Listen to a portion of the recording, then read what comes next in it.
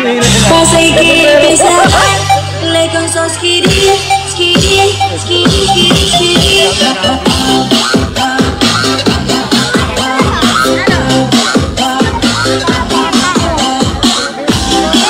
Pasay kibisa, kalanya sa jaya. Skiri, skiri, skiri.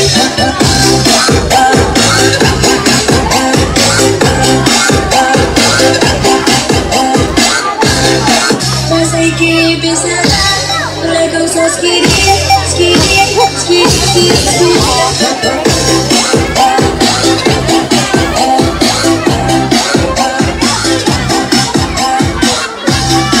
Pasay kibisa, lekang so skiri, skiri, skiri, skiri, skiri.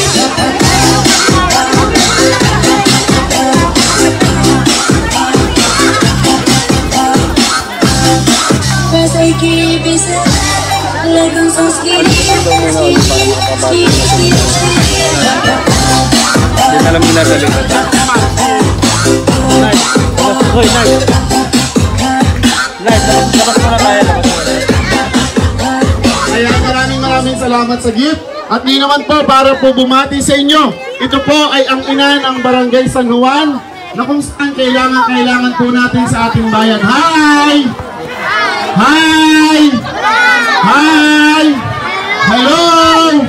Okay, ayusin po muna uli natin yung pila po natin. Ayan, ayusin po muna natin yung pila natin. Taas po muli natin ating kamay. Ayan, ilagay po natin sa balikat ng nasa harap natin. Ayan. At muli, para po bumati sa inyo, kailangan po natin na magkaroon ng isang tunay na ina sa loob ng konseho. At mangyayari na po ito, maaabot na po natin.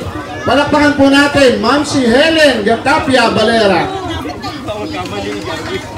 Hello! Ano ba kung sino yan? Lenel, baka magkamali ka. Aga po sa Aba? Barangay Dolores. Good morning! Blessed Sunday po sa ating Baka magkamali sila. Di ba gagawin ka ng practice pa naman po. Gatapia Valera. Ako po ang asawa ng barangay captain ng Barangay San Juan, Action Man Russell Valera. So ako po, hindi ko po yung pagkakataon, sabi ko nga po sa aking asawa, kung meron pong Action Man sa Barangay San Juan. Ako naman po ang magiging Action Mamshi para sa bawat barangay. Yes, go Mamshi! So yun po, ang team sa Gitay-Tay po, inaward po sa akin. Buhay ka pa pala. Ano nangyari kayo?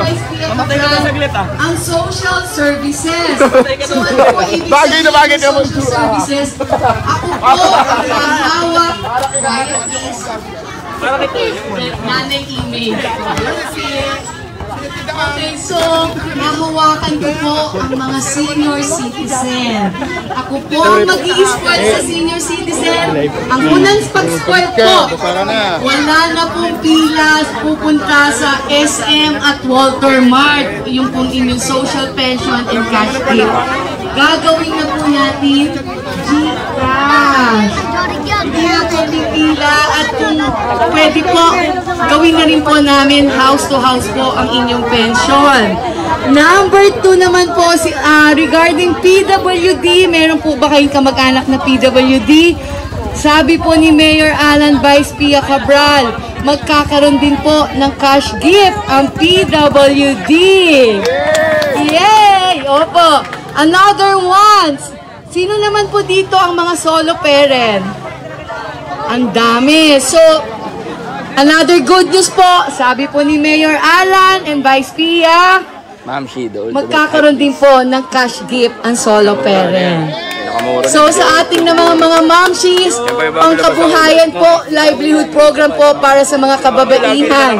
Gusto po ni Mamshi na magandang buhay po para sa bayan ng Taytay.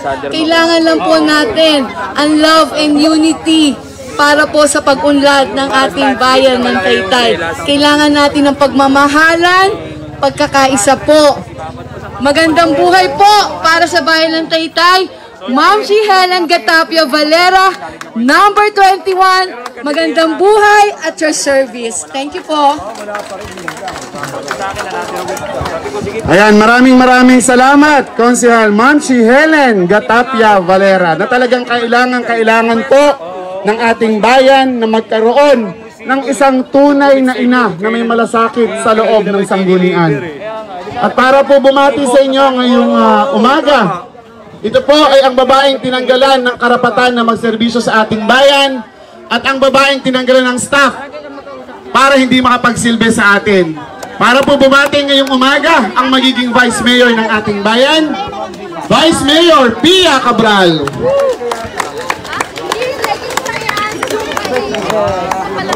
Si Vice ata po yung may suot ng mascot kaya nawawala. Pasundo si Vice.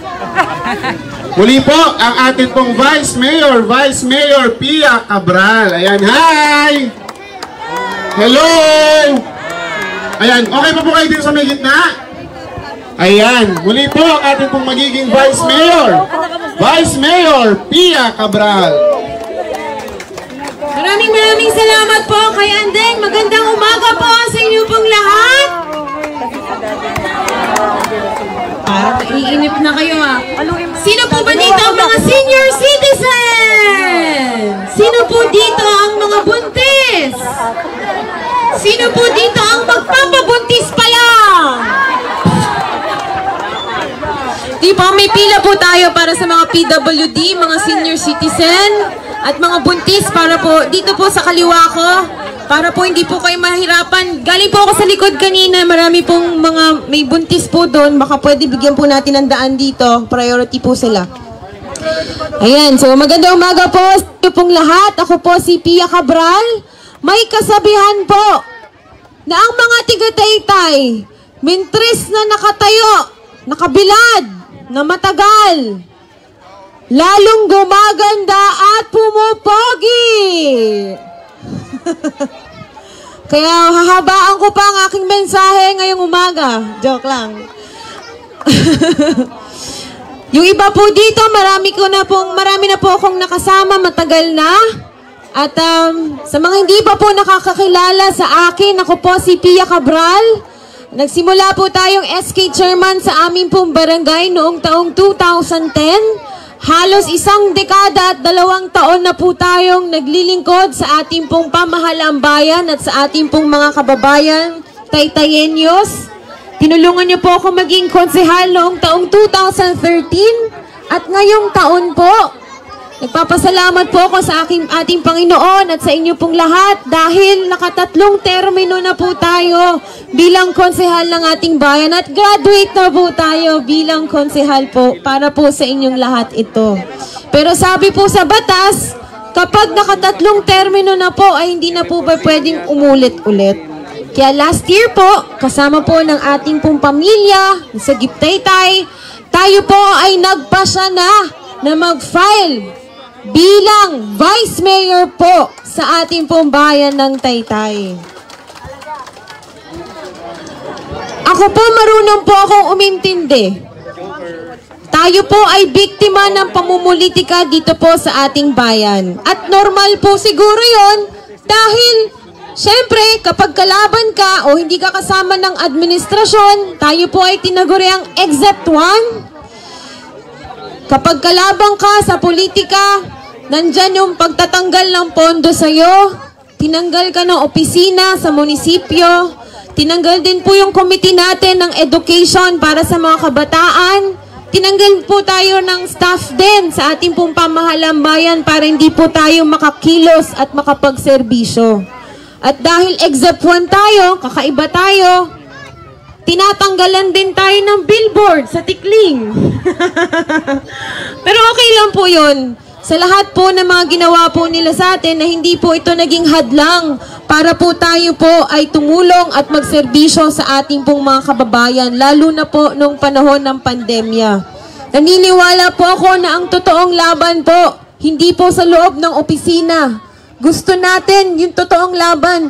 Kung kailan kailangan tayo ng mga kababayan natin, lalo na nung kasagsagan ng COVID, agad-agad po tayong lumabas ng bahay, tumulong libo-libo pong mga bigas, manok, COVID test kits. Dati, yung mga test kit may bayad sa pamahalaang bayan, pero tayo nakapagbaba ng mahigit 5,000 libreng test kit para po sa ating mga kababayan. Kasama na rin yung mga manok, buhay man na manok, patay na manok, kakainin na lang na manok, katulad ng Chooks to Go.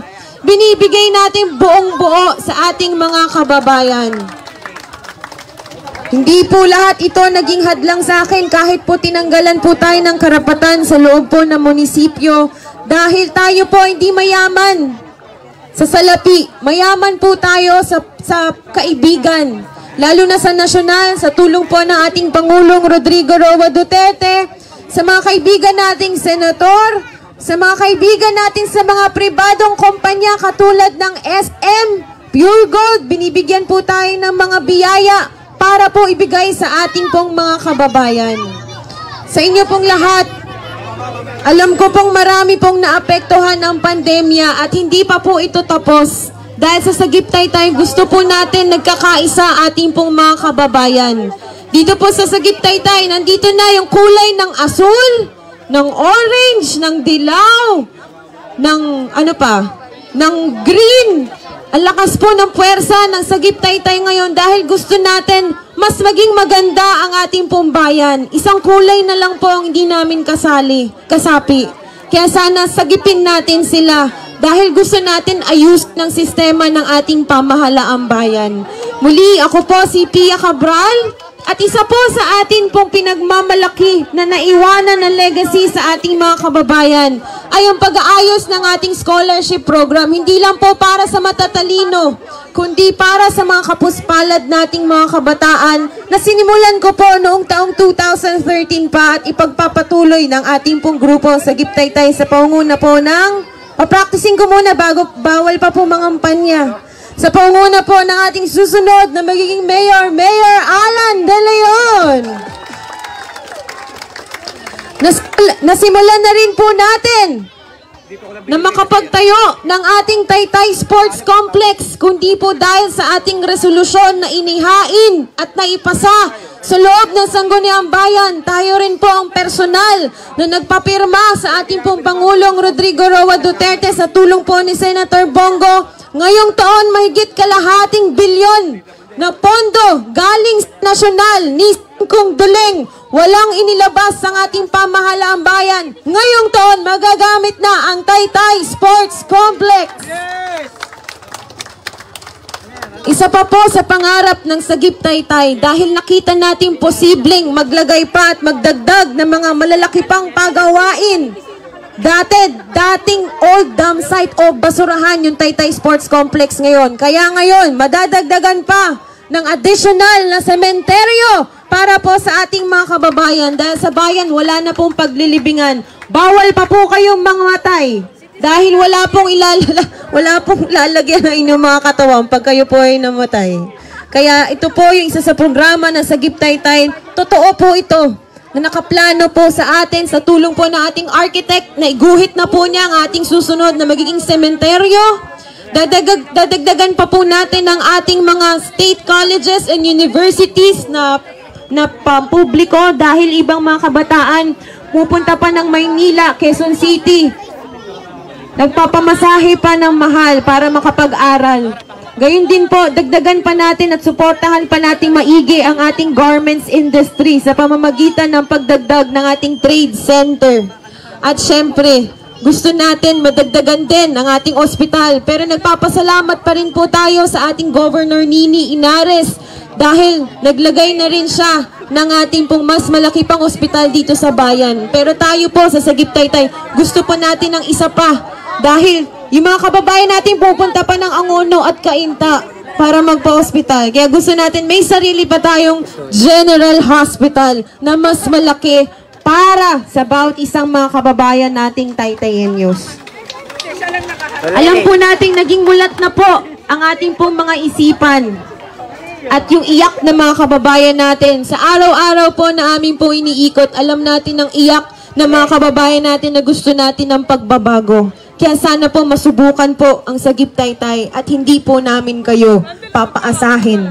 Gusto namin lahat ng bulsa namin, hindi mapupunta yung pondo ng bayan. Gusto namin, mabubusog namin ang bulsa ng bawat isang mga kababayan natin ng bisyong nararapat at may ngiti.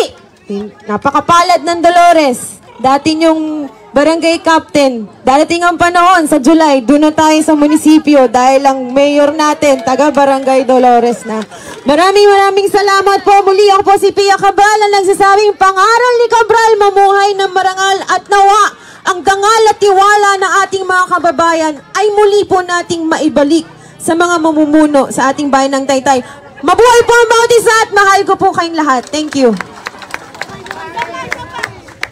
Ayan, maraming salamat po, Vice Mayor Pia Cabral. Ayan, dahil po sa tagal na ninyong nakatayo dyan, pasensya na po. Ito na po ang ating Kapitan Alan na dadali natin sa loob ng munisipyo. Palakpakan po natin, Mayor Alan De Leon.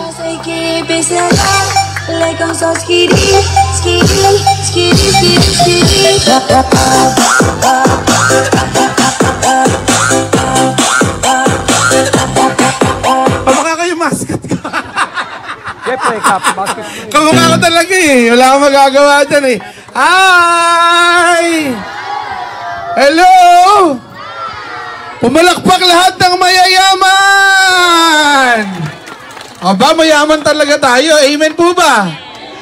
Kasi mahal tayo ni Lord. Ay, mga nasa likod, nakakarinig ba kayo dyan? Okay ba tayo dyan? Ayan, paumanhin po ha. Isang bigayan na lang po ito para sa buong Bukaldos, tsaka po sa ating mga kapatid sa Tibagan Extension at Anak Pawis. Ano? Para ho isang sabayan. At wala naman tayong pipiliin. Kalaban man o kakampi. Pero sa Alan De Leon, walang kalaban sa Bukaldos! At ang sagip Taytay. Alam nyo naman, mga kabarangay, saing na ba kayo? Aba? Kaya kami nagpunta dito. Ang sabi ko dun sa mga kagrupo ko, may kainan. Mapapahiya. Pare, mapapahiya yata ako. May ulam na ba? Aba, nakarawete. Ayan, oy, nakalive ka ba?